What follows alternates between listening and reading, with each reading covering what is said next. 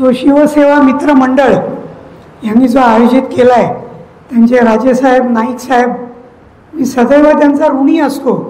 कारण ते फक्त एकाच प्रकारचे कार्यक्रम करत नाहीत. सामाजिक कार्यक्रम असतात, लहान मुलांसाठी असतात, कला क्षेत्रात असतात, असं वेगवेगळ्या क्षेत्रात त्यांची जी बॅटिंग चालते ती खरंच कौतुकास्पद आहे. आणि अशीच त्यांचे कार्यक्रम होत राहत या दोघांनाही शुभेच्छा. So success formula of redevelopment. मी आज फक्त नाव बदललं आहे, बाकी प्रेझेंटेशन तसंच आहे, पण जरा नाव बदललं की आपल्यालाही आनंद मिळतो. अरे वा, आपल्याला काहीतरी यशस्वी मार्ग मिळाला आहे. पण एक लक्षात ठेवा की या पद्धतीने जर आपण पुढे गेलो तर आपलं पुनर्विकास हे नक्की यशस्वी होऊ शकतं. अनेक जण आपापल्या मताप्रमाणे काही सिस्टीम वेगवेगळ्या करतात, काही गोष्टी फॉलो नाही करत, आणि मग तो प्रकल्प उशीर होतो आणि त्याच्यामध्ये अनेक अडचणी येतात.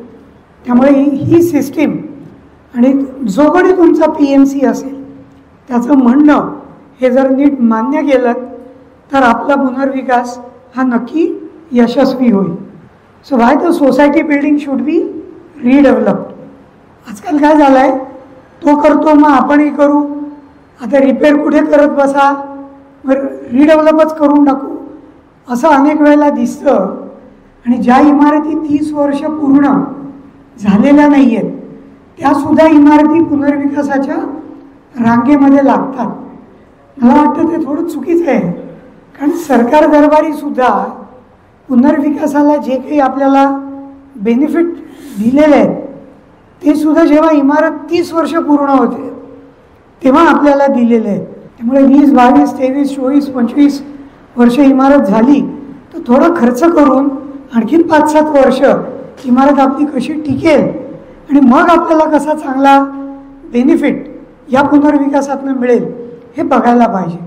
दुसऱ्या काही गोष्टी आहेत बघा की आपली इमारत खूप जुनी झाली आहे, 30 वर्ष होऊन गेली आहेत, एक्सटेन्सिव्ह रिपेअर म्हणजे 1-2 करोड रुपये खर्च करायची वेळ आली आहे आणि तो खर्च करायची आपली आज ताकद नाही, तेव्हा आपण विचार करू शकतो. आपल्या इथे पार्किंग, पूर्वी काय पार्किंग कोणाकडेच गाड्या नव्हत्या, आज भरपूर गाड्या आहेत.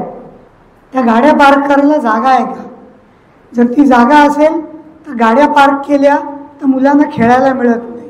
जुन्या इमारतींमध्ये तुमचे जिने अरुंद आहेत, त्यातून स्ट्रेचर फिरायला अडचण होते. पूर्वी म्हटलं मध्यरात्री जरी कोणाची बेल दाबली तरी तरुण मुलं लगेच मदतीला येत. आजकाल तरुण मुलं आपल्या इथेच राहतात की नाही आज डाऊट आहे. ते कुठेतरी दुसरीकडे राहत असतात, काही पुण्यात असतात, काही बँगलोरला असतात, काही अमेरिकेत गेलेत. त्यामुळे तरुण मुलं ते स्ट्रेचर उतरवायला सुद्धा अडचण निर्माण झाली. तो विचार करायचा. अनेक ठिकाणी 1 तास 1.5 तास पाऊस झाला की सगळं आपलं अंगण हे पाण्याने भरून जातं. अनेक ठिकाणी तळमजल्यावरती संडासामध्ये जो मैला असतो तो उलटा येतो. मग अशा वेळेला हे करणं खूप गरजेचं आहे की ह्या अशा अडचणींनी हायजेनिक आरोग्याला धोका निर्माण होईल असे 4 महिने अडचण निर्माण होते. त्यामुळे अशा कंडिशनमध्ये आपण नक्कीच विचार करू शकतो. पुढची गोष्ट, या पुनर्विकासातनं आपल्याला काय काय मिळेल तर मॉडर्न ॲम्युनिटीज मिळतील, चांगले टॉयलेट्स मिळतील, आपल्याला खेळायला जागा मिळू शकते, पार्किंग मिळू शकतं, त्यानंतर fire fighting system, fitness centre, म्हणजे टोटल बिल्टअप एरियाच्या 2% हे आपल्याला ॲम्युनिटी स्पेस मिळते. आता जे नवे नियम आलेले आहेत त्या नव्या नियमामध्ये सुद्धा ॲन्सलरी एरिया 60% आपल्याला मिळतो. सो त्यातला काही एरिया हा जिन्यांमध्ये आणि पॅसेजमध्ये खर्च होऊन सुद्धा थोडा एरिया मिळतो. पूर्वी आपल्याला बेनिफिट मिळत त्यापेक्षा जास्ती बेनिफिट हे आता आपल्याला पुनर्विकासातून मिळू लागलेले आहेत. ही लाईन ऑफ ॲक्शन आहे, फ्लो चार्ट आहे. आपण पहिलं PMC नियुक्त करतो, तो सगळं डॉक्युमेंटेशन चेक करतो, प्रोजेक्ट फिजिबिलिटी रिपोर्ट बनवतो, मग टेंडर बनवतो, मग टेंडरच्या वर्तमानपत्रात जाहिरात देऊन आपण विकासक निवडतो. विकासक निवडल्यानंतर अग्रीमेंट आणि अप्रुव्हल ह्या 2 गोष्टी होतात. सायमल्टेनियसली आपण जे काही आपलं परमनंट अल्टरनेट अकोमोडेशन अग्रीमेंट करणार आहोत त्याचा ड्राफ्ट मंजूर होतो.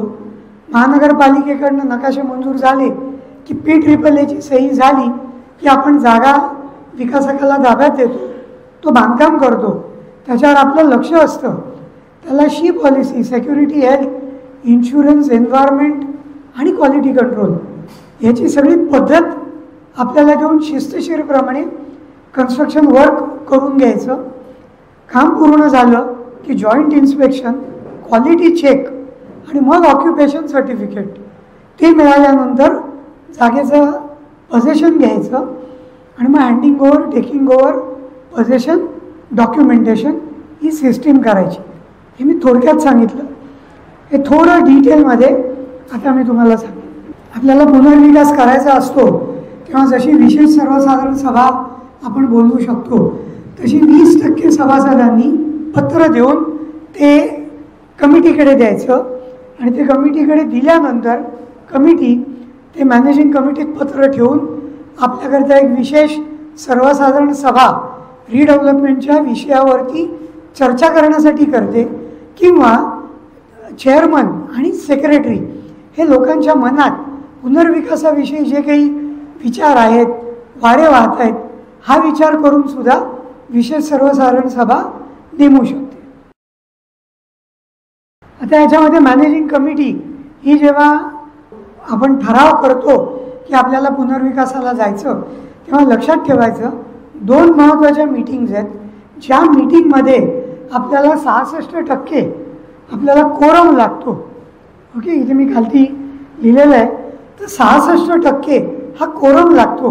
म्हणजे 100 सभासद जर आपल्या इमारतीत असतील तर 66 सभासद त्या विशेष सर्वसाधारण सभेमध्ये हजर असावे लागतात आणि त्यांच्या उपस्थितीमध्ये पुनर्विकासाची चर्चा करून मग आपण पुनर्विकासाला जायचं की न जायचं हा निर्णय घेतो. हा निर्णय जेव्हा आपल्याला सकारात्मक घ्यायचा आहे म्हणजे पुनर्विकास करायचा आहे हा निर्णय घ्यायचा आहे, तो निर्णय एकूण सभासद संख्येच्या 51% बहुमताने आपल्याला निर्णय घ्यायचा असतो. ओके, म्हणजे 66% कोरम आणि एकूण सभासद संख्येच्या 51% बहुमताने आपल्याला पुनर्विकासाला जायचा निर्णय घ्यायचा. त्याच्यानंतर पुढे काय करायचं, जर इमारत मोठी असेल, छोटी असेल, अनेक वेळा आपण असं बघतो की मॅनेजिंग कमिटीमध्ये तज्ज्ञ लोक, टेक्निकल लोक हे नसतात. टेक्निकल लोकांमध्ये कोण कोण आले, आर्किटेक्ट आला, इंजिनियर आला, चार्टर्ड अकाउंटंट आला, वकील साहेब आले. तर असे जे काही 4 हे जे रिअल इस्टेटचे स्तंभ असं मी म्हणतो त्यापैकी जर तुमच्या काही सोसायटीमध्ये असे जर सभासद असतील तर त्यांना आपण आपल्या रिडेव्हलपमेंट कमिटीचा सभासद करून घ्यायचं. किंवा जर इमारत मोठी असेल, 50, 60, 70 सभासदांपेक्षा जास्ती असतील तर प्रत्येक विंगमधला एक कोणतरी असा विश्वासू ज्याच्यावर लोकांचा भरोसा आहे, एखादं सिनियर सिटीजन पण असेल पण ज्यांनी एकदा लोकांना सांगितलं की लोक ते ऐकतात, असे जर सभासद जर तज्ज्ञ लोकांच्या व्यतिरिक्त जर घेतले तर आपली रिडेव्हलपमेंट कमिटी ही सर्वमान्य होईल. आणि साधारण जे काही ज्येष्ठ नागरिक असतात, माझं नेहमी म्हणणं असतं की ती प्रक्रिया लवकर करावी, म्हणजे त्या ज्येष्ठ नागरिकांना सुद्धा 5 वर्ष कमीत कमी त्या नव्या घरामध्ये राहता आलं पाहिजे. त्यामुळे त्यांचं जे काही इन्व्हॉल्वमेंट आहे ती, तशीच जे काही उच्च शिक्षित तरुण वर्ग तुमच्याकडे आहे जो ईमेलवरती, कॉम्प्युटरमध्ये सक्षम आहे आणि ह्या गोष्टी या आपले जे काही ज्येष्ठ नागरिक आहेत यांना मदत करायला तयार आहे, तर असं ज्येष्ठ नागरिक, तरुण आणि मॅनेजिंग कमिटी आणि तज्ज्ञ अशांची एक 10, 12, 15 जणांची मॅक्झिमम ही जर आपण कमिटी केली, जर 100ची सदस्य संख्या असेल तर, अदरवाईज 10च्या वरती जनरली जाऊ नये असा माझा अनुभव आहे. बरं लक्षात घ्या की ही जी काही रिडेव्हलपमेंट कमिटी करू ह्याला ॲडमिनिस्ट्रेटिव्ह आणि फिनान्शियल हे आर्थिक व्यवहार करायचे अधिकार नाहीत. त्यांनी अभ्यास करायचा आणि विशेष सर्वसाधारण सभेत म्हणजे जनरल बॉडीत ते लोकांसमोर ठेवायचं. नाहीतर मग काय होईल, ती रिडेव्हलपमेंट कमिटीच निर्णय घ्यायला लागली तर मग पारदर्शकता राहणार नाही. आपल्याला ही 79 ही जी प्रोसेस आहे ही जी पारदर्शकता ठेवायची आहे त्यामध्ये प्रत्येक गोष्ट ही प्रत्येक सभासदाला समजणं गरजेचं आहे. त्या निर्णयाची माहिती त्याच्यापर्यंत जाणं गरजेचं आहे आणि प्रत्येक निर्णय हा विशेष सर्वसाधारण सभेत घ्यायचा आहे. आता हे बाकीचे निर्णय हे कोरम आणि इतके टक्के बहुमत घ्यायची गरज नाही आहे. ओके, सो जितके सभासद उपस्थित राहतील त्याची सिंपल मेजॉरिटी 51% या बहुमताने तुम्ही तुमचे निर्णय घेऊ शकता. ओके, सो ही झाली रिडेव्हलपमेंट कमिटी आपण स्थापन केली. आता याच बरोबरीने आपल्याला सगळ्यात महत्त्वाचं म्हणजे तज्ज्ञ प्रोजेक्ट मॅनेजमेंट कन्सल्टंट हा अपॉइंट करायचा आहे. आज दुर्दैवाने काय झालं आहे, अनेक लोक जे आर्किटेक्ट किंवा इंजिनियर नाही आहेत ते सुद्धा अर्ध्या नॉलेजवरती PMC म्हणून काम करायला लागले आणि ते कमी फी कोट करतात. मग लोकांना वाटतं अरे हे PMC 100 रुपये घेत आहेत पण हा तर 20 रुपये घेतोय, त्याला का नाही अपॉइंट करावं. तर माझं म्हणणं असतं जेव्हा रात्री अपरात्री छातीत दुखायला लागतं तेव्हा कोणतरी 100-200 रुपये घेतो तर तो स्वस्त आहे म्हणून त्या डॉक्टरकडे आपण जात नाही. आपण शेवटी तज्ज्ञ डॉक्टरकडे जातो. त्यामुळे कोण किती फी घेत आहे याच्यापेक्षा तो अनुभवी किती आहे, त्यांनी आजवर केलेली कामं कशी आहेत, त्याच्या क्लायंटना जाऊन तुम्ही विचारलं पाहिजे की बाबा हे गोडबोले साहेब फक्त गोड बोलतात का खरंच चांगलं काम करून देतात, मार्गदर्शन नीट देतात की नाही, हे विचारण्याची तुमची जबाबदारी आहे. कारण मार्केटमध्ये स्वस्त गोष्टही मिळते. ते म्हणतात ना चले तो रात तक नाही तो चांद तक, तसं नाही व्हायला पाहिजे. आपल्याला विश्वासू PMC नेमला पाहिजे. त्यामुळे आज मार्केटमध्ये जे विश्वासू आहेत त्यांची माहिती काढून मगच PMCची नेमणूक तुम्हाला करायला पाहिजे. PMCची नेमणूक झाल्यानंतर PMC सगळ्यात काय करतो तर तो तुमच्या प्रकल्पाची तुमच्या प्रॉपर्टीचे कागदपत्र चेक करतो. आलं लक्षात, म्हणजे तुमचं जे कुंडली आहे ती तो तपासतो. ज्याच्यामध्ये सगळ्यात महत्त्वाचं हे तुमचं कन्व्हेयन्स डीड जे आपण म्हटलं आहे, तुमचं कन्व्हेयन्स डीड झालं आहे की नाही. त्यानंतर कन्व्हेयन्स डीड झालं नसेल तर तुम्हाला डीम कन्व्हेयन्सची प्रोसेस सुरू करायला पाहिजे. म्हणजे वकील नेमून डीम कन्व्हेयन्स लवकरात लवकर करायला पाहिजे. कायदेशीर प्रक्रियेमध्ये 6 महिन्यात डीम कन्व्हेयन्स हे ॲप्लिकेशन केल्यापासून झालं पाहिजे असा नियम आहे. पण अनेक वेळेला आपल्याचपैकी काही सभासदांची स्टॅम्प ड्युटी भरलेली नसते आणि मग त्याची पूर्तता व्हायला वेळ लागतो. त्यामुळे ती स्टॅम्प ड्युटी भरली की नाही ते वकिलांकडनं योग्य मार्गदर्शन घेऊन डीम कन्व्हेयन्सच्या प्रोसेसच्या पुढे जायचं. तुमचं डीम कन्व्हेयन्स झालं की इमिजिएटली प्रॉपर्टी कार्ड ह्याला अर्ज करायचा. जर डीम कन्व्हेयन्सची गरज नाही आणि तुमचं ऑलरेडी कन्व्हेयन्स झालेलं आहे तर तुमच्या नावे प्रॉपर्टी कार्ड आहे की नाही हे महत्त्वाचं आहे. समजा ते नसेल तर सर्वप्रथम आपण प्रयत्न करायला पाहिजे ते प्रॉपर्टी कार्ड आपल्या नावे करायला. पण कधीकधी आपल्या इथे तुमच्यासारखे सज्जन लोक जाऊन कामं होत नाहीत, वेळ लागतो ते कामं व्हायला. मग आपल्याला मदत घ्यावी लागते विकासकाची. त्यामुळे मग ते जे काही आहे त्याचं डॉक्युमेंटेशन अपुरं राहिलं तरी आपण मग टेंडरिंगची प्रक्रिया ही पुढे पूर्ण करायची आणि मग डेव्हलपरला सांगायचं की आमचं कन्व्हेयन्स झालं आहे, हे रजिस्टर्ड डॉक्युमेंट आहे, प्रॉपर्टी कार्डाला अर्ज केला आहे पण प्रॉपर्टी कार्ड आमच्या नावे होत नाही. मग डेव्हलपर जो आहे तो त्यात तज्ज्ञ असतो, तो ते काम करतो. पुढचं city survey plan. City survey plan पण आपल्याला आणावा लागतो. कारण महत्त्वाचं असं आहे की प्रॉपर्टी कार्डावरचं क्षेत्रफळ कन्व्हेन्स डीडमधलं क्षेत्रफळ, तुमच्या ॲक्च्युअल पोझेशनमधलं क्षेत्रफळ आणि सिटी सर्वेचं क्षेत्रफळ यातलं जे कमी आहे ते पकडून आपल्याला गणित करावं लागतं. कधी कधी नव्या सिटी सर्वेमध्ये रोड जो आपण वायडनिंगमध्ये सरकारला दिला आहे तो वजा होऊन आलेलं असतं, कधी कधी ते वजा न होता आलेलं असतं. सो त्याचा अभ्यास आपल्याला करून घ्यायला लागतो की जमिनीचं क्षेत्रफळ जे रस्त्याच्या खाली गेलं आहे ते वजा झालं आहे का नाही झालं आहे. ओके. त्यानंतर आपलं DP रिमार्क, आपल्या प्लॉटवर जर मोठे प्लॉट असतील तर अनेक वेळेला मोठ्या प्लॉटच्या मैदानांवरती गार्डनची रिझर्वेशन पडतात, अनेक ठिकाणी नको नको ती रिझर्वेशन पडतात. तर ती रिझर्वेशन नाही येत ना याची खात्री करून घेतली पाहिजे. मग रोड लाईन रिमार्क, आपल्या इथे वाईडनिंग आहे का, DP शीटवरती ते वाईडनिंग लिहिलेलं आहे का, कधी कधी DP शीटवरती त्याचं उल्लेख येत नाही, मग रोड लाईन रिमार्क आपल्याला आणावा लागतो. मग तुमचे मंजूर नकाशे जे पूर्वी मंजूर झाले आहेत त्याच्यावर शिक्के आहेत की नाही, तुमचं ऑक्युपेशन सर्टिफिकेट आहे की नाही, तुमचं असेसमेंट एक्स्ट्रॅक्ट आपल्याला लागतं, ज्या योगे आपला बिल्टअप एरिया हा आपल्याला तिथे सर्टिफाय करायचा असतो.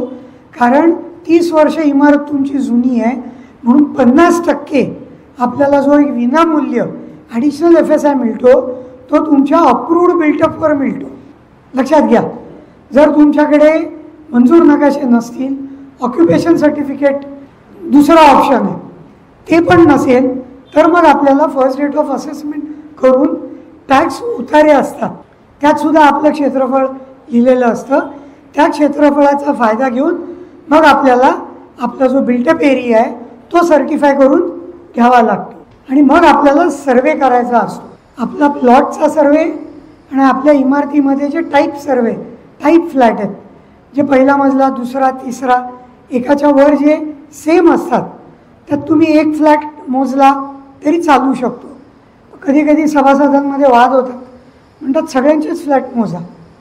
सगळ्यांचे फ्लॅट तुम्ही मोजू शकता, खर्च वाढतो, पण लक्षात घ्या तुम्ही बाल्कनी जी आत घेता ती हरकत नाही, त्या बाल्कनीचं क्षेत्रफळ पण आपण तुमच्या कार्पेट एरियामध्ये पकडतो. पण उद्या जर कोणी वेडं वाकडं जर अल्टरेशन केलं असेल घरामध्ये, भिंतीच पाडून टाकलेत आणि किचन आणि लिव्हिंग एकत्र मोठं केलं आहे, तर ती जी जुनी भिंत होती त्याचं खालचं क्षेत्रफळ हे तुम्हाला मिळणार नाही. जे मंजूर नकाशाप्रमाणे होतं त्याप्रमाणेच तुमचं आजची मापं मोजली जातात आणि मग त्याच्यामध्ये बॅलन्स केला जातो. अनेक वेळेला ठाणे ईस्टमध्ये असं बघितलं गेलं आहे, दुर्दैवाची गोष्ट आहे, स्ट्रीटमध्ये फ्लॅट बांधलेले आहेत, इथे अनॉथराईज झाले, 3 मजल्याची परमिशन घेऊन 4था मजला बांधला आहे. नकाशामध्ये लिव्हिंग रूम डबल हाईट असते पण नंतर तिथे स्लॅब घालून वरती एक रूम करून घेतले आहेत. तर असे अनेक बदल हे विकासकांनीच तेव्हा केलेले आहेत.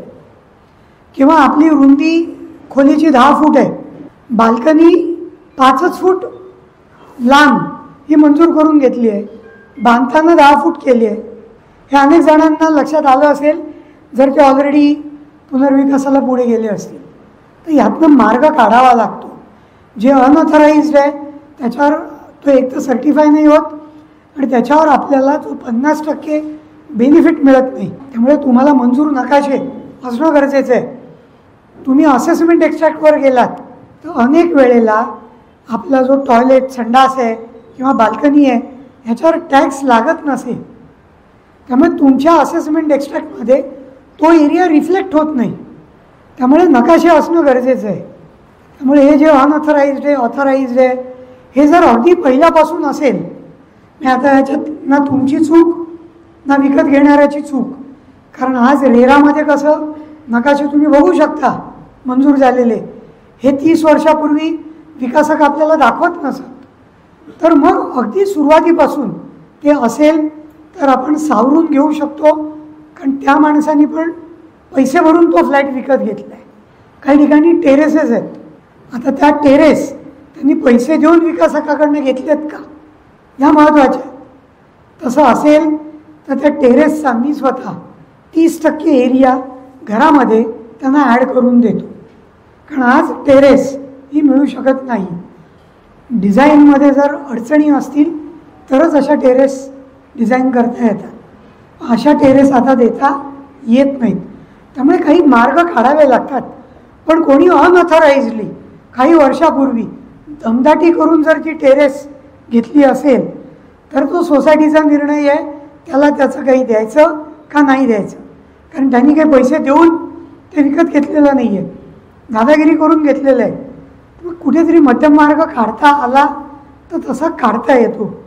आता हा सगळा अभ्यास केला की आपला एक स्टेटस रिपोर्ट कुंडली तयार होते, कार्पेट एरिया तयार होतो, आपले प्लॉटचा एरिया तयार होतो.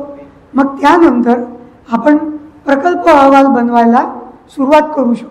आता हा जो प्रोजेक्ट रिपोर्ट आहे त्याच्यामध्ये आपला प्लॉट, त्यावर मिळणारा अधिकृत FSI जो बेस आहे, जो आता 1.1 आपल्याला मिळतो, मग आपल्याला प्रीमियम FSI मिळतो, मग TDR मिळतो, तो रस्त्याच्या रुंदीप्रमाणे मिळतो. मग तुम्हाला 50% हे पुनर्विकासामध्ये विनामूल्य ॲडिशनल FSI मिळतो. या सगळ्याची टोटल केली की मग त्याच्यावरती तुम्हाला रेसिडेन्शियलला 60% ॲन्सलरी आणि कमर्शियलला 80% ॲन्सलरी असा तुम्हाला ॲडिशनल एरिया मिळतो. तो का मिळतो तर पूर्वी जिन्याचं क्षेत्र आणि पॅसेजचं क्षेत्र हे फ्री ऑफ FSI होतं, पण त्याला चार्ज भरावा लागत होता. ओके, आता सरकारने काय केलं, मुंबईमध्ये जसं फंजिबल कॅल्क्युलेशन असं एक गणित आहे, तशा पद्धतीचं ॲन्सलरी कॅल्क्युलेशन वर्किंग केलं, ज्यामध्ये तुमच्या बिल्टअप एरियावरती 60% जागा ही तुम्हाला मिळते, ज्यात तुमचं जिनाचं क्षेत्रफळ, पॅसेज जो कॉमन बाहेरचा तो, किंवा जर तुम्ही फ्लॉवर बेड अधिकृतपणे जर डिझाईनमध्ये घेतली तर ती त्याच्यामध्ये काउंट होते. तुम्हाला लक्षात असेल तर 2020च्या आधी विकासक तुम्हाला तुमच्या लिव्हिंग रूम आणि बेडरूमच्या बाहेर एक छोटी फ्लॉवर बेड देत असत, बाल्कनीसारखं असे, आणि जे तुमच्या लिव्हिंग रूमच्या 6 इंच खालती ती स्लॅब असायची, एक पायरी उतरलं खालती. पण आता अशी फ्लॉवर बेड ही विनामूल्य, ही विना FSI मिळत नाही. एकतर तो एरिया तुम्ही तुमच्या घराच्या आत घ्या, किंवा ऑफिशियल ती फ्लॉवर बेड तुमच्या ओपन स्पेस व्यतिरिक्त ती तुम्ही डिझाईन करा आणि मग ती लोकांना द्या. पण आजकाल तसं कोणी देत नाही, कारण माहिती आहे जेव्हा बालकांना मिळाल्या त्या लोकांनी भिंती पाडून आत घेतल्या. मग त्या आज फ्लॉवर बेड देऊन लोक परत ते तोडून आत घेणार, आणि त्या आत घ्यायला आज ऑफिशियल आहे, तर मग कशाला फ्लॉवर बेड द्या. त्यामुळे तशा फ्लॉवर बेड आजकाल मुंबईतही दिल्या जात नाहीत, ठाण्यातही दिल्या जात. पण आर्किटेक्चरल ट्रीटमेंट जो छज्जा असतो तो खिडकीच्या इमिजिएटली वरती किंवा बीम बॉटमला द्यावा लागतो. त्यामुळे काही काही जण लोकांना थोडंसं भ्रमित करतात की आपण तो बीम बॉटमला छज्जा घेऊ, मग समोर पण एक छज्जाच्यावर भिंत बांधू, मग वर एक कळू, आणि मग तुम्हाला ती बाल्कनी म्हणून आम्ही तुम्हाला देऊ. एकतर असं करायला स्ट्रक्चरल डिझाईनमध्ये ती ताकद ठेवलेली नसते. 2-5 वर्षांनी ते पडलं तर अपघात होऊ शकतो. त्यामुळे अशा गोष्टींच्या मोहात पडू नये कोणीही लोकांनी. जे तुम्हाला मंजूर करून दिलेलं क्षेत्र आहे तेच वापरावं अशी माझी तुम्हाला विनंती आहे. त्यानंतर आपल्याला कुठच्या रिडेव्हलपमेंट स्कीममध्ये आपल्याला जास्ती FSI मिळतो हे समजून घ्यायचं, त्याप्रमाणे गणित तयार करायचं. मग आपल्याला कळतं मॅक्झिमम बिल्टअप एरिया किती मिळेल, मग तुम्हाला बेनिफिट किती मिळू शकतो. म्हणजे additional free of cost carpet area, आणि तो कार्पेट एरिया मोफा असला पाहिजे. तुमचा आजचा एरिया पण मोफा मोजायचा आणि नवा मिळणारा एरिया पण मोफा घ्यायचा. आता मोफा एरिया म्हणजे काय, लिव्हिंग रूम तुमची 10 फूट बाय 14 फूट आहे, तर लिव्हिंग रूमचा मोफा कार्पेट 140 फूट. म्हणजे काय, तर जिथे तुम्ही कार्पेट ले करू शकता, टाकू शकता, ते क्षेत्रफळ म्हणजे मोफा क्षेत्रफळ. ज्यामध्ये अंतर्गत आणि बाह्य या ज्या भिंती आहेत त्यांचं क्षेत्रफळ पकडलं जात नाही. म्हणजे जे तुम्ही वापर करू शकता ते क्षेत्रफळ हे मोफा, आणि नवा क्षेत्रफळ पण आपण त्याच स्वरूपात घ्यायचं. म्हणजे आपल्याला ते मोजता येतं नीट. कधी कधी विकासक काय सांगतात की आता नवा कायदा आला रेरा, त्याच्यामध्ये रेरा कायद्याने ते दिलं पाहिजे. त्यात अर्ध सत्य असतं, अर्ध खोटं असतं. तुम्हाला जो एरिया मिळाला पाहिजे तो आपण मोफाच मागायचा. कारण जर त्यांनी तुम्हाला रेरा सांगितला तर इफेक्टिव्हली तुम्हाला 4% एरिया हा कमी मिळणार असतो. कारण तो 4% एरिया तुमच्या अंतर्गत भिंतींच्या खालचा एरिया असतो. ह्याला लक्षात. सो हे सगळ्यात लक्षात ठेवायचं. सो तुमचं डॉक्युमेंट रजिस्टर होताना कसं होईल की आजचं एक्झिस्टिंग क्षेत्रफळ हे समजा 500 फूट आहे, त्याच्यावर तुम्हाला 150 फूट विनामूल्य मिळालं. 650 स्क्वेअर फीट हा मोफा कार्पेटचा फ्लॅट आहे. That is equivalent to so and so RERA carpet. मग आपण नकाशामध्ये ते मोजून घ्यायचं. बाह्य भिंती सोडून द्यायच्या, त्या वजा करायच्या, पण अंतर्गत भिंती त्यांचं क्षेत्रफळ ॲड करून मग जर येतं ते RERA carpet. So that is equivalent to so and so RERA carpet असं लिहून ॲग्रीमेंटमध्ये लिहायचं आहे. आलं लक्षात.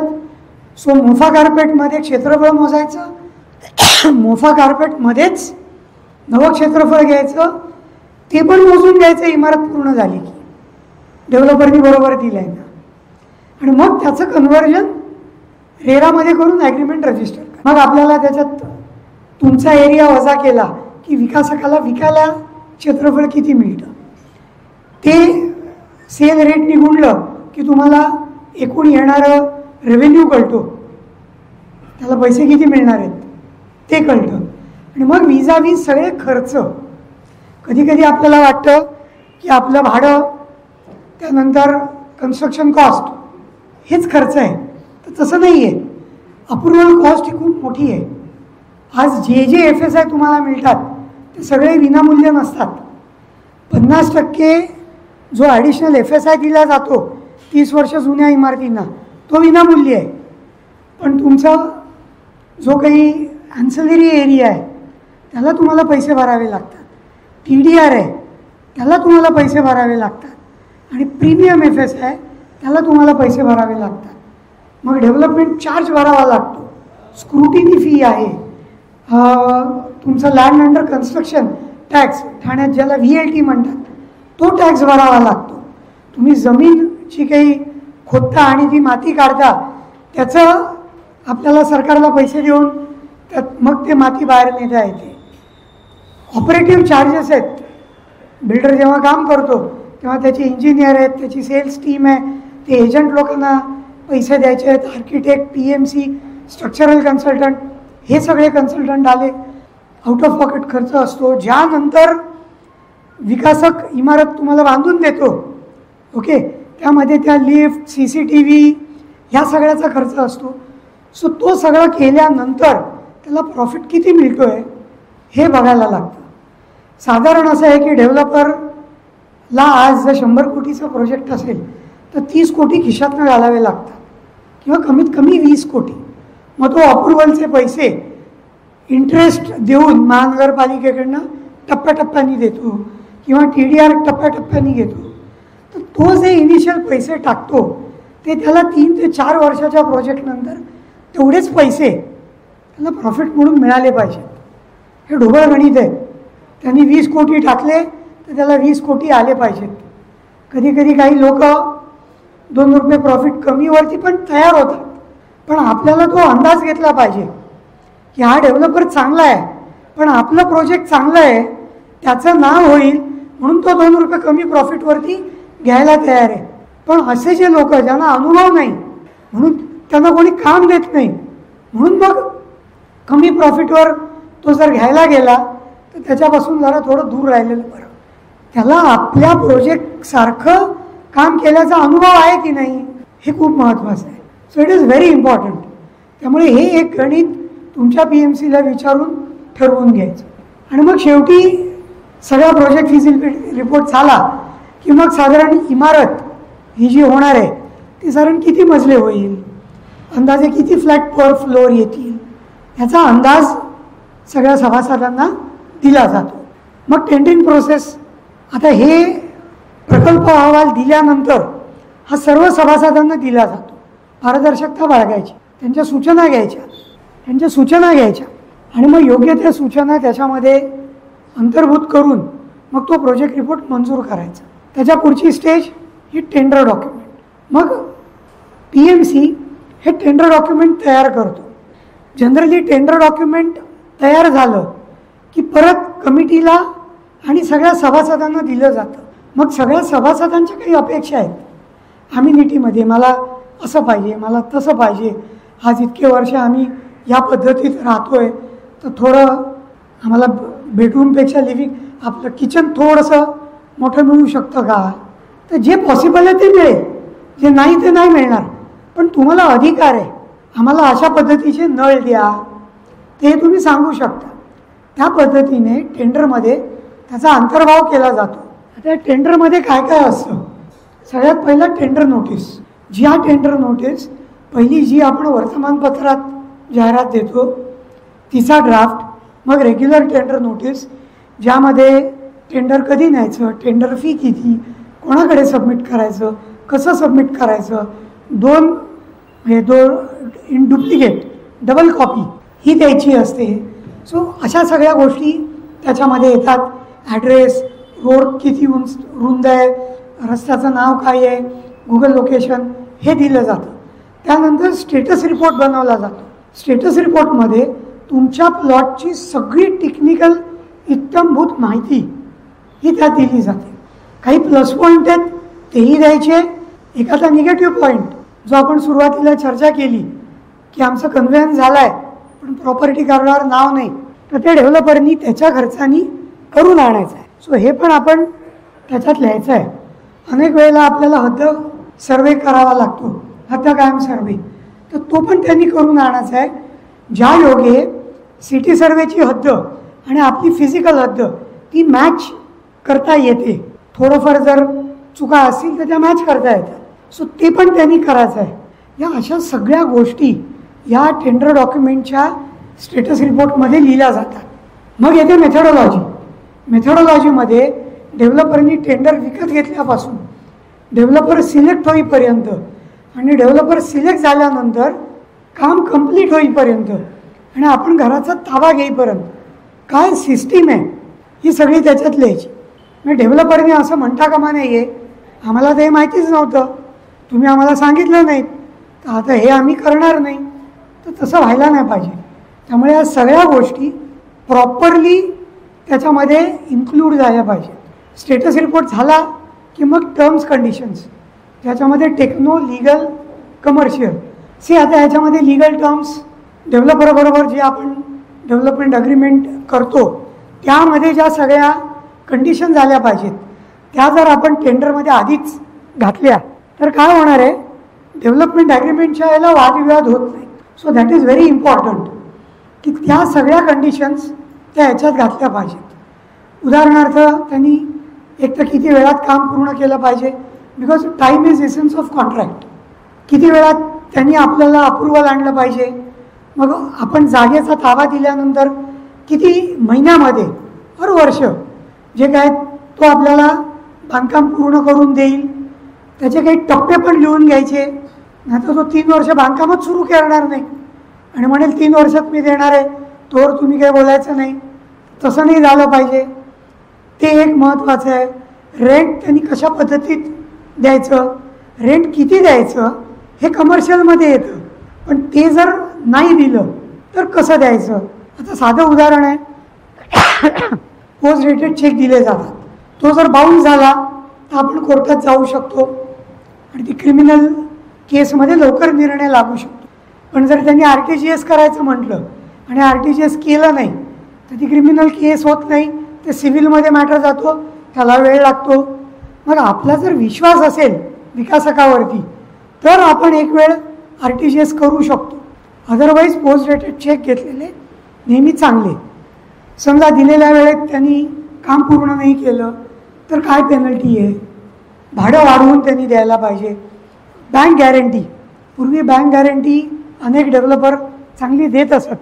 रेरा आल्यानंतर तेवढी बँक गॅरंटी दुर्दैवाने मिळत नाही.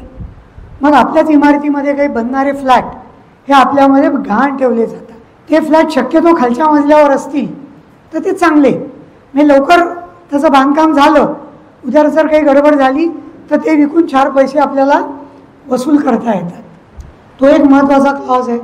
दुसरा क्लॉज असतो की आपण जेव्हा इमारत पाडण्यासाठी आणि पुनर्विकास करण्यासाठी डेव्हलपरला देतो तेव्हा जमिनीचं लिगल पोझेशन हे डेव्हलपरला द्यायचं नसतं. त्याला licence to enter and execute the redevelopment हे कलम टाकलं पाहिजे. ते माझ्या टेंडरमध्ये असतं. जर तुम्ही लिगल पोझेशन त्याला दिलं आणि उद्या काही वाद उद्भवले तर तो तुम्हाला तुमच्याच जमिनीमध्ये एंटर करू देणार नाही, प्रवेश करू देणार नाही, कारण कायदेशीर पोझेशन हे त्याच्याकडे आहे. त्यामुळे हे नेहमी लक्षात ठेवायचं की we give licence to enter the plot and execute the redevelopment as agreed in the development agreement. त्यानंतर आणखी महत्त्वाचे, जर त्यांनी दिलेल्या वेळेत पूर्ण केलं नाही तर आपण त्याला काही मुदत वाढवून देतो. पण ती वाढवून दिलेली मुदत म्हणजे त्यांनी केलेला जो उशीर आहे ते माफ नाही करत. We reserve our right to get into legal action. म्हणजे आर्बिट्रेशन असेल, टर्मिनेशन असेल, जे ॲग्रीमेंटमध्ये आपण मान्य केलेलं आहे. अशी सगळी महत्त्वाची कलमं, हे जर ह्याच्यावरती भाषण करायला गेलो तर 1.5-2 तासाचं हेच भाषण होईल. अग्रीमेंटमध्ये पहिलं रिसायटल क्लॉज, हे इतिहास, तुमची जमीन आधी कोणाची होती, मग ती कोणी विकत घेतली, मग कोणी बिल्डिंग बांधली, मग तुमच्याकडे कसं आलं, तुमचं टायटल क्लिअर आणि मार्केटेबल आहे ना, हे सगळं महत्त्वाचं असतं. हे मी कायदेशीर सगळ्या गोष्टी सांगतोय. आपल्यासमोर तज्ज्ञ वकील साहेब बसलेत, मी डेअरिंग करतोय ते असताना मी हे सगळं सांगणं, पण यांच्यासारख्याच वकिलांकडनं आम्ही काही गोष्टी शिकत असतो. त्यामुळे आम्हालाही माहिती आहे की काय काय काळजी घ्यायची. त्यामुळे ते टेंडरमध्ये आपण तशी कलमं टाकतो. त्याच्यानंतर कमर्शियलमध्ये की भाडं किती देणार आहे, कॉर्पस किती देणार आहे, तो कॉर्पस कशा टप्प्यात देणार आहे, ओके. त्यानंतर ब्रोकरेज आलं, ट्रान्सपोर्टेशन चार्जेस आले, बँक गॅरंटी देतो आहे त्याचं शेड्यूल काय. माझं नेहमी एक कलम असतं आणि मला अभिमान आहे त्या कलमाचा की मी पहिला आहे ठाण्यामध्ये तसं कलम टाकायला की भविष्यामध्ये जर वाढीव FSI मिळाला तर त्याची मालकी सोसायटीची आहे, विकासकाची नाही. विकासकाला तुम्ही ज्या दिवशी डॉक्युमेंट रजिस्टर करता त्या दिवशी जो FSI मंजूर आहे त्या FSIनी त्याला तुम्ही काम करायला दिलं आहे, त्यांनी त्याचप्रमाणे गणित करून तुम्हाला दिलं आहे. मग उद्या जर फायदा वाढला तर मालक म्हणून त्याचा फायदा तुम्हाला मिळाला पाहिजे. पण त्या GRमध्ये त्या कागदामध्ये FSI वाढून आमचं पोट भरणार का, नाही. त्यामुळे आपण टेंडरमध्ये तो क्लॉज देतो की सगळा खर्च वजा जाता विकासक तो जो फायदा आहे तो क्षेत्रफळामध्ये असेल, काही कॉस्टमध्ये असेल, तर तो शेअर करतो आपल्याला आणि त्याचा आपल्याला फायदा मिळतो. मला आनंद वाटतो सांगायला की ठाण्यामध्ये आत्ता जितकी पण आम्ही प्रोजेक्ट केली तर सगळ्या प्रोजेक्टना या नियमाचा फायदा मिळाला. अदरवाईज डेव्हलपरचा वकील जर त्याला तुम्ही स्वातंत्र्य दिलं तर तो काय लिहितो, तर development rights are given for whatever existing FSI and permissible FSI available in future. म्हणजे तो नाही, त्याचा मुलगा नाही, त्याचा नातू, आयुष्यभर त्याचे अधिकार त्याच्याकडेच. तो FSI वाढला, आता माझा अधिकार. आणि अशा वेळेला हे लोक कन्व्हिन्स करत नाहीत. जर तुम्ही बघितलं तर 40 वर्ष जुन्या इमारती लोकांनी कन्व्हिन्स नाही केले, ते या लालसे पोटीच की उद्या FSI वाढला की मीच करणार, मीच मालक सगळ्याचा. तसं नाही आहे ते. उदाहरण सांगतो, नटराज सोसायटी सर्व्हिस रोडला ठाणा वेस्ट, लखानी डेव्हलपर आहे.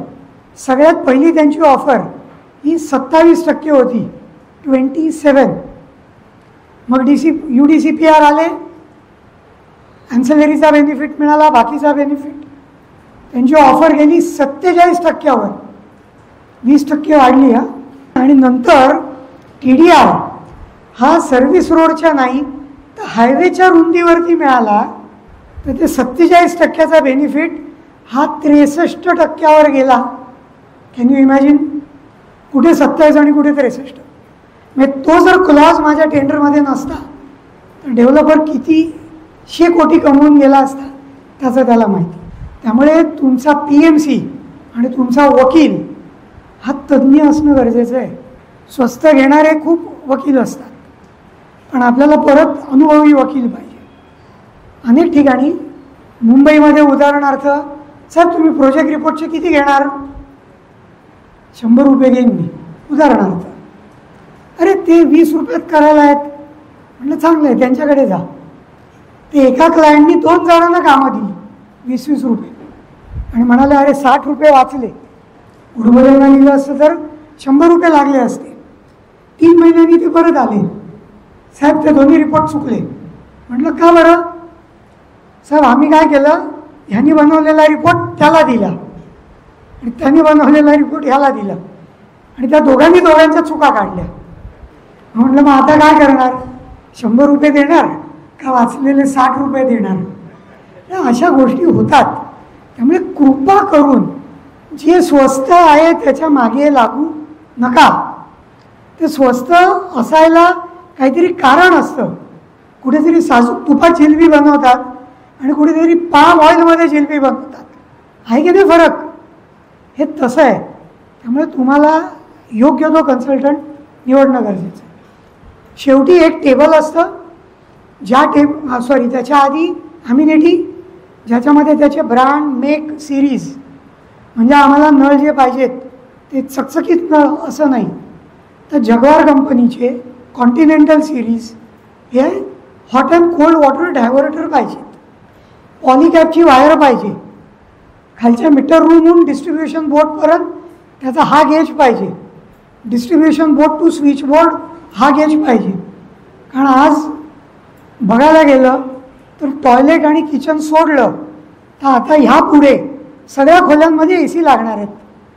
म्हणजे 3 फेज मीटर लागणार प्रत्येकाला. मग ती वायर तेवढी जाड पाहिजे, नाही तर फ्लक्च्युएशन येणार. तर ह्या सगळ्या गोष्टी त्याच्यात आल्या पाहिजेत. लाद्या कुठच्या कंपनीच्या, त्याचा साईज काय, सगळं डिटेल. उच्च प्रतीचे दरवाजे नाही, लॉक मला येईल युरोपा नाही तर गोदरेज, हे 3 ब्रँडच पाहिजेत. सेफ्टी पाहिजे, मला व्हिडिओ डोअर फोन पाहिजेत, मला इंटरकॉम पाहिजे. जे जे आपल्याला पाहिजे ते स्पष्टपणे लिहायला पाहिजे. एखादी गोष्ट प्रोजेक्टला प्रॉफिट कमी आहे तर एखादी गोष्ट कमी करायची, कारण शेवटी प्रोजेक्ट तो पण फिजिबल झाला पाहिजे.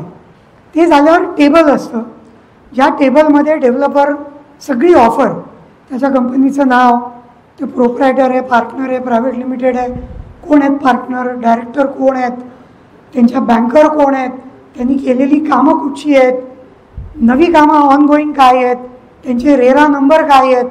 त्यामुळे आपल्याला अंदाज बांधता येतो कुठचा डेव्हलपर कधी अप्रुव्हल घेतो आणि कधी ऑक्युपन्सी देतो, मी किती वर्षात काम पूर्ण करतो आहे.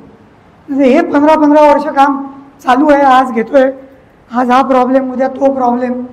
जेन्युइन प्रॉब्लेम असेल तर आपल्याला कळतं, पण हे सगळं त्यात आलं पाहिजे. मग डिक्लेरेशन, हे सगळं झालं की टेंडर आपण मूव्ह करतो.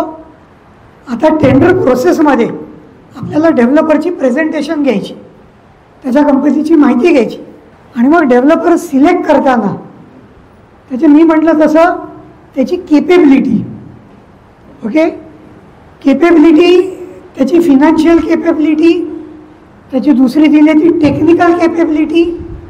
म्हणजे आज जर त्याला 20 कोटी किंवा 10 कोटी खर्च आहे तर त्याच्याकडे आहेत की नाही 10 कोटी, का ते नाही आहेत त्याच्याकडे, तर ते समजून घेणं गरजेचं आहे. टेक्निकल केपेबिलिटी म्हणजे त्यांनी आपल्या इमारतीच्या आकाराच्या इमारती केल्यात की नाही, त्याला ह्या इमारती बांधायचा अनुभव आहे की नाही. अदरवाईज काय होतं, दुसऱ्या एका धंद्यात पैसे मिळाले म्हणून ते लगेच डेव्हलपर होतात. त्यांनी इन्व्हेस्टर व्हावं, नो प्रॉब्लेम, पण त्यांनी एकट्याने डेव्हलपर म्हणून काम करू नये. मग ती भीती राहते, त्यांना नको त्या ठिकाणी कॉम्प्रोमाइज केलं तर आपल्याला अडचण निर्माण होईल. तिसरं आहे की तो कॉपरेटिव्ह पाहिजे. प्रत्येक गोष्टीत नाही ना 1 रुपया नाही, मी 50च पैसे देईन, आणि प्रत्येक ठिकाणी वादविवाद आणि त्याची हडेलप्पी जर प्रवृत्ती असेल तर ते चालणार नाही. आपल्याला विकासकसुद्धा सहकार्य देणारा पाहिजे. आणि पुढचं आहे ती मॅचिंग वेवलेंथ, म्हणजे कम्पॅटिबिलिटी, कोऑपरेटिव्हनेस, या महत्त्वाच्या आहेत गोष्टी. की तो इतकाही मोठा डेव्हलपर नाही पाहिजे की उद्या त्याला भेटायला जायचं तर त्याच्या वेटिंग हॉलमध्ये 2 तास बसावं लागेल आणि मग कोणतरी मॅनेजर येऊन तुम्हाला भेटेल. तर अशी परिस्थिती होता कामा नाही आहे. आणि त्याची सगळ्यात महत्त्वाची विश्वासार्हता, क्रेडिबिलिटी. त्यांनी आत्तापर्यंत जी कामं केलेत ती चांगली केलेत ना, लोक त्यांनी केलेल्या कामाबद्दल काय म्हणतात हे पण म्हणणं खूप गरजेचं आहे. याची माहिती आपण घेतली पाहिजे. फायनलायझेशन ऑफ डेव्हलपर, आता ही मीटिंग खूप महत्त्वाची आहे. 14 दिवसाची नोटीस देऊन डेप्युटी रजिस्ट्रार साहेबांकडे अर्ज करून 66% कोरम हा कंपल्सरी आहे. मी म्हणतो की फक्त कमिटीची जबाबदारी नाही, प्रत्येकाची जबाबदारी आहे. प्रत्येकाने आपण खालती त्या सभेला येताना आपल्या शेजाऱ्याला घेऊन यायचं, म्हणजे मग 100% सगळे लोक येतील. काही काही ठिकाणी तो कोरम पुरा व्हायला आम्ही ॲम्ब्युलन्समधनं, हॉस्पिटलमधनं पेशंटला घेऊन आलो आहे. त्यामुळे लाईटली घ्यायचं नाही. लोक अमेरिकेहून येतात, दुबईहून येतात. कारण लक्षात घ्या, आज तुमच्या जर घराची किंमत 50 लाख आहे, उद्या 1 कोटी होणार आहे. जर तुम्हाला तुमच्या घराची किंमत खरंच चांगलं घर होऊन ही किंमत जर व्हॅल्युएशन वाढवायचं असेल तर तुमचं सहकार्य हे प्रत्येक बाबतीत हवं. तुम्ही आधीच्या मीटिंगला समजा हजर नसाल, या मीटिंगला यायलाच पाहिजे. कमिटीने आणखीन एक महत्त्वाचं सांगतो, प्रोजेक्ट सुरू करताना तुमचे पहिले शेअर सर्टिफिकेट ही सगळी बरोबर आहेत ना ही तपासून घ्यायची. कुठच्या सभासदाचं जर निधन झालं असेल तर त्यांचे जे कोणी सक्सेसर आहेत, वंशज आहेत, त्यांची मुलं आहेत, त्यांना सांगून कायदेशीर प्रक्रिया पूर्ण करून मग त्यांचं शेअर सर्टिफिकेट ट्रान्सफर करायचं. 2019च्या आधी नुसती ॲफिडेव्हिटवरती, भावा बहिणीच्या NOCवरती secretary chairman share certificate transfer करत. 2019ला नवा कायदा आला आणि त्यामध्ये कायदेशीर प्रक्रियाही कंपल्सरी झाली. जर विल असेल तर त्याचं प्रोबेट घ्यायला पाहिजे, म्हणजे मुंबईकरता लागू आहे. जर प्रॉपर्टी किंवा ते रजिस्ट्रेशन किंवा ॲड्रेस मुंबईतला असेल तर, नाहीतर letter of administration, succession certificate, ह्या आणखीन गोष्टी आहेत. आणि ह्याला नाही म्हटलं तरी 6-7 महिने, 8 महिने जातात. हे करणं गरजेचं आहे. ह्याच्यात एक छोटा सोपा मार्ग आहे की सगळ्यांचं नॉमिनेशन कंप्लीट करून ठेवा.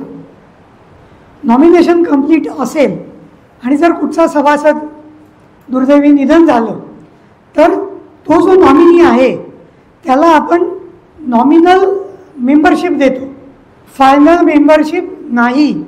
फायनल शेअर सर्टिफिकेट येत नाही, शेअर सर्टिफिकेटवर त्याचं नाव टाकायचं नाही. ही टेम्पररी अरेंजमेंट आहे, ॲडमिनिस्ट्रेटिव्ह अरेंजमेंट आहे की तुमचं कायदेशीर सक्सेशन होईपर्यंत त्याच्याशी तुम्हाला बोलता यावं. आणि आता नव्या ह्याच्यामध्ये प्रोव्हिजनल मेंबरसुद्धा डेव्हलपर सिलेक्शनच्या मीटिंगमध्ये सही करू शकतो, पण पॉवर ऑफ अटर्नी होल्डर त्या मीटिंगमध्ये सही करू शकत नाही. तो ॲग्रीमेंटवर सही करू शकतो, PAAA, HR नाही करू शकत. त्यामुळे ह्या 2 गोष्टी अत्यंत महत्त्वाच्या आहेत जे कंप्लीट करून घेणं गरजेचं आहे. किंवा असोसिएट मेंबर, जर कुठचे सभासद वयोवृद्ध आहेत, मीटिंगला येऊ शकत नाहीत, ते असोसिएट मेंबर त्यांच्या मुलाला वगैरे करू शकतात.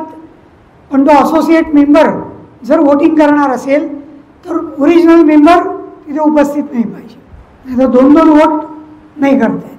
ओके, तर या महत्त्वाच्या गोष्टी आहेत.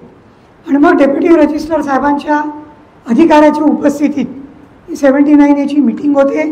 त्यात आत्तापर्यंत आपण केलेली जी 79A प्रक्रिया आहे ती वाचून दाखवली जाते. जे डेव्हलपर आहेत त्यांच्या फायनल ऑफर वाचून दाखवल्या जातात. आणि मग मतदान प्रक्रिया आहे. त्यानंतर जो विकासक निवडला जातो त्याला आपल्याला इरादापत्र द्यायचं आहे, त्याच्याकडनं ॲक्सेप्टन्स लेटर घ्यायचं आहे, त्या दिवशीच्या मीटिंगचे रिझोल्युशन, त्याचे मिनिट्स ऑफ मीटिंग, हे सगळं सबमिट केलं की डेप्युटी रजिस्ट्रार ऑफिसरकडनं आपल्याला NOC मिळते. ती NOC झाली की तुमचं डिझाईन आणि डेव्हलप याचं काम सुरू होतं.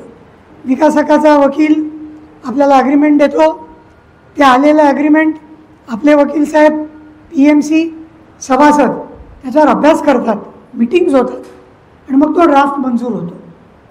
सायमल्टेनियसली ते आपल्याला नकाशे देतात.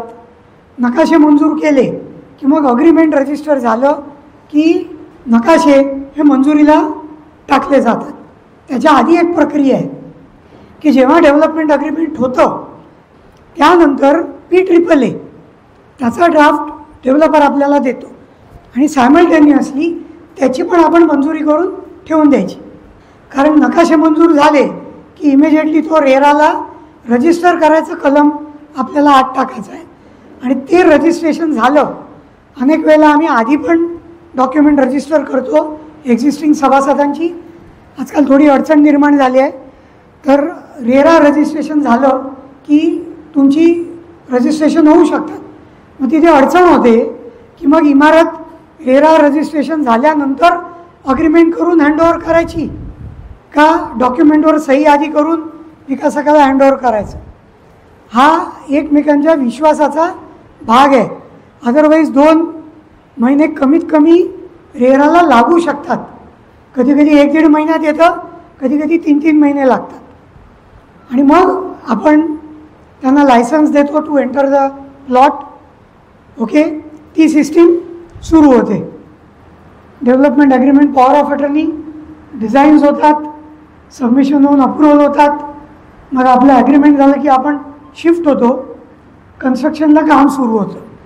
कन्स्ट्रक्शन काम सुरू होतं तेव्हा आमचा एक सिस्टीम मॅन्युअल असतं, कन्स्ट्रक्शन मॅनेजमेंट प्लॅन, ज्याच्यामध्ये SHE policy, security, safety, health, insurance, environment आणि क्वालिटी कंट्रोल. सेफ्टी सिक्युरिटीमध्ये एकतर लेबर सेफ्टी ही खूप महत्त्वाची आहे. त्यांचं इन्शुरन्स, त्यांचा ESIC इन्शुरन्स, कोणी आजारी पडलं तर त्यांना विनामूल्य वैद्यकीय सेवा मिळाली पाहिजे. सिक्युरिटी, रस्त्यावरनं जाणारे येणारे लोक त्यांच्या डोक्यात दगड काही पडणं, कपाळमोक्ष होणं ते नाही झालं पाहिजे. हेल्थ, तिथे लेबर जर क्वार्टर येणार असेल तर त्यांचे संडास आंघोळीची जागा उघड्यावरती नाही बांधायचे, तिथेच सगळा मैला येईल, सगळी साईट खराब होईल. हिवतापाचे डास त्याची पैदास नाही झाली पाहिजे. त्यामुळे साईट स्वच्छ ठेवली पाहिजे. Okay, that is very important. त्यानंतर एन्व्हायरमेंटमध्ये अनेक ठिकाणी आपण खूप दूर दूरून मटेरियल मागवतो. जितकं आपल्या ठाण्याच्या जवळपास मटेरियल मागवू शकलो तर तितकं लॉजिस्टिक्स वाचतं, तितकं डिझेल वाचतं, तितकं पोल्युशन वाचतं. ते महत्त्वाचं आहे. तसंच पोल्युशन एन्व्हायरमेंटमध्ये, धुळीचं पोल्युशन, जेव्हा इमारत आपण पाडतो तेव्हा त्याच्यावर तोडताना पाणी मारून पाडलं पाहिजे. ते पाडताना त्याचे जे धुळीचे कण उडतात ते उडले नाही पाहिजेत. पूर्वी आपण 10 फूट पत्रे लावायचो, आता 30-30 फूट पत्रे कंपल्सरी केलेत. त्याच्यावर अनेक वेळेला हिरवं कापड लावतो म्हणजे आतली धूळ ही बाहेर उडून लोकांच्या घरात जाऊन त्यांना दमा बिमा असे त्रास उद्भवू नयेत. ते झाल्यानंतर शेवटचं क्वालिटी कंट्रोल. त्याच्याकरता आमचं इन्स्पेक्शन असतं. चांगले डेव्हलपर चांगलंच काम करतात. म्हणजे जर M25 ग्रेड असेल तर ते M30चंच कॉन्क्रीट मागवतात आणि क्वालिटी चांगली येते. त्याच्यात कॉन्क्रीटचे क्यूब्स काढले जातात. प्रत्येकाचे 3-3 क्यूब्स, जे 7 दिवस, 14 दिवस, 28 दिवस अशी कॉम्प्रेसिव्ह स्ट्रेंथ, त्याच्यामध्ये जी स्ट्रेंथ पाहिजे ती आहे ना हे चेक करायला क्यूब टेस्ट केल्या जातात. त्यामुळे ही सिस्टीम डेव्हलपरला दिली जाते. आम्ही सगळ्या स्लॅब चेक करतो, ओके करतो आणि ते रिपोर्ट हे आम्ही तुम्हाला सबमिट करतो. म्हणजे तुम्हीसुद्धा दुसऱ्या घरी गेलेले असता, सो तुम्हालाही कळतं की प्रोग्रेस काय आहे. 1-2 महिन्यानंतर एक जॉईंट मीटिंग पण आपल्याला कन्व्हिनियंट टाईमनी करता येते. इमारत पूर्ण झाली की विकासक ऑक्युपेशन सर्टिफिकेट करता अप्लाय करतो. सायमल्टेनियसली आपल्याला आपल्या इमारतीचं बांधकाम हे सगळं योग्य पद्धतीने झालं आहे की नाही एक जॉईंट इन्स्पेक्शन करायचं. ज्या डेव्हलपरचा जो कोणी इंजिनियर असेल तो म्हणजे आमचा एक इंजिनियर आणि तुम्ही स्वतः सभासद असे एकत्रित एक इन्स्पेक्शन केलं जातं. कुठे काही लादी तुटली आहे, काच तुटली आहे, कुठे काही नळ लीक होतो आहे, अशा छोट्या मोठ्या गोष्टी असतात. त्याचं इन्स्पेक्शन केलं जातं. काही त्रुटी असतील तर त्याची लिस्ट बनवून डेव्हलपरला दिली जाते, जी तो पुढच्या 15-20 दिवसात पूर्ण करतो. मग ऑक्युपेशन सर्टिफिकेट मिळतं, ते आपल्याला नोटीस देतात 1 महिन्याची. माझ्या ह्याच्यात एक कंडिशन असते की ते जे भाडं आहे ते 1 महिन्याची नोटीस ज्या महिन्यात संपते त्याच्या शेवटच्या तारखेपर्यंत भाडं दिलं पाहिजे. हे महत्त्वाचं आहे. आणि मग आपण जागेचा ताबा घेतो. जागेचा ताबा घेतल्यानंतर एक महत्त्वाचं काम असतं हँडिंग ओव्हर, टेकिंग ओव्हर पोझेशन. म्हणजे जे लायसन्स तुम्ही इमारत पाडण्यासाठी आणि रिडेव्हलपला दिलं होतं ते कॅन्सल करायचं, रिवोक करायचं आणि जमिनीचं लायसन्स आहे ते ताब्यात घ्यायचं. त्यानंतर जितके नकाशे आहेत सगळे मंजूर नकाशे, सगळ्या NOCs, fire NOC, water NOC, drainage NOC, strong water NOC, हिवतापाची NOC, सगळ्या NOC घ्यायच्या. दुसरं RCC drawings, working drawings, MEP drawings. MEP म्हणजे इलेक्ट्रिकल, प्लंबिंग याचे ड्रॉइंग्स, ही सगळी ते तुम्हाला दिले जातात. त्यानंतर लिफ्ट आहे, पंप आहेत, CCTV आहे, त्याच्यानंतर काय डोर फोन असतील, नळ आहेत, इलेक्ट्रिकल फिटिंग्ज आहेत, तुमचे MCBs आहेत, या सगळ्याची गॅरंटी वॉरंटी आहे. त्याच्या गॅरंटी वॉरंटी पण घ्यायच्या. फायर फायटिंग सिस्टीम कशी चालते, आग लागली तर आपण कसं ते इक्विपमेंट चालू करायला पाहिजे याचं 1 दिवस ट्रेनिंग होतं आणि त्याचं मॅन्युअल सबमिट होतं. आणि दुसरं काही चांगले डेव्हलपर एक मॅन्युअल देतात की इक्विपमेंटची काळजी कशी घ्यायची. कधी कधी ते जो चुकीचं वापरलं गेलं आणि जर ते खराब झालं तर त्याची गॅरंटी व्हॅलिड नसते. आता तुम्ही राहायला आल्यापासून तुमची कमिटी ही 1 महिन्यामध्ये विशेष सर्वसाधारण सभा लावते. नवे जे सभासद, new flat purchaser, shop purchaser, त्यांची शेअर मनी, एंट्रन्स फी ही घेतली जाते आणि त्यांना सभासद करून घेतलं जातं. तुम्ही पोझेशन घेतल्यानंतर 1 वर्ष किंवा 1 मान्सून विचेवर इज लेटर परत आपण एक इन्स्पेक्शन करतो. दुर्दैवाने कुठे काही लिकेजेस आहेत, गच्चीत लिकेज आहेत, टॉयलेट लिकेज आहेत, तर ती लिस्ट करून डेव्हलपरला द्यायची. कुठे क्रॅक्स आहेत तर तो ते रिपेअर करून देतो. रेरामध्ये या स्ट्रक्चरल डिफेक्ट करता 5 वर्षाची गॅरंटी दिली. त्यामुळे रेराचा कम्प्लायन्स हा करून घेणं महत्त्वाचं आहे. त्यामुळे हा पुनर्विकास तुमचा मी आत्तापर्यंत जे बोललो त्यात संपला.